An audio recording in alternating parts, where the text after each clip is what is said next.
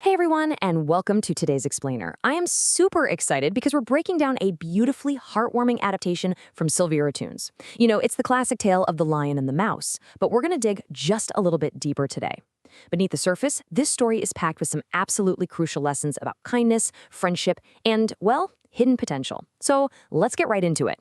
Okay, let's dive into this. Can the smallest of creatures really save the most powerful king of the jungle? I mean, think about it.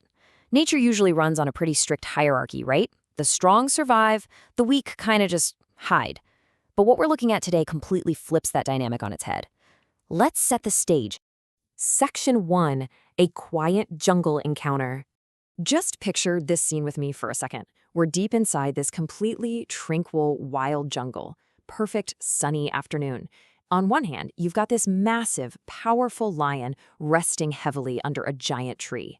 And on the flip side, a tiny, playful mouse just scurrying across the ground, completely oblivious to the danger.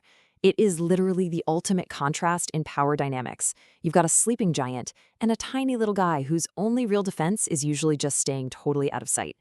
And then, bam, the incident happens. The peace of that sunny afternoon is just completely shattered.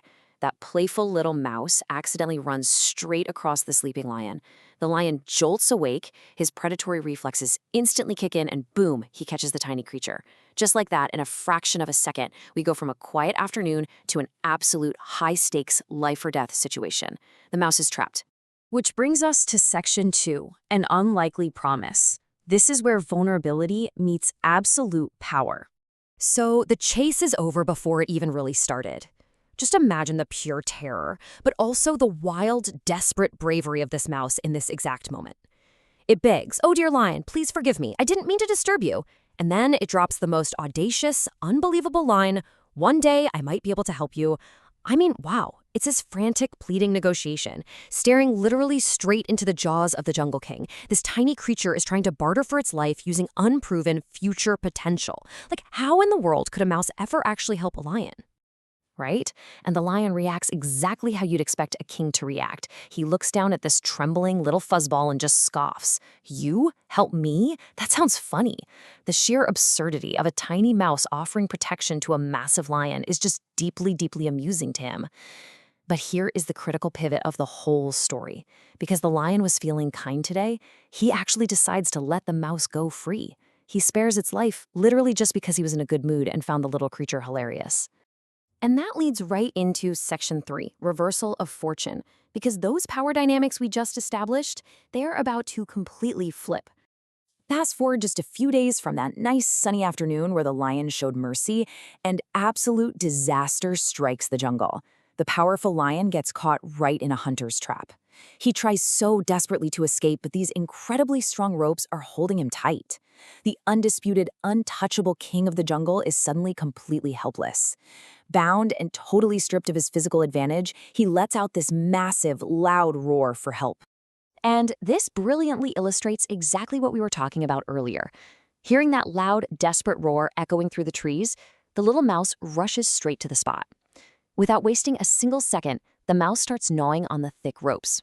Fun fact, a mouse's teeth never stop growing, and they are unbelievably strong.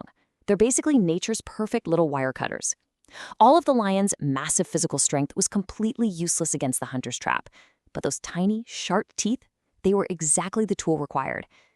After a little while of gnawing, the ropes break, and the lion is free. Talk about an emotional payoff. The lion, who literally just a few days ago had laughed out loud at the idea of this tiny guy being of any use to him, is now just overwhelmed with gratitude. He formally thanks the little mouse. And the realization hits him profoundly. He understands that even the smallest creatures can do truly great things.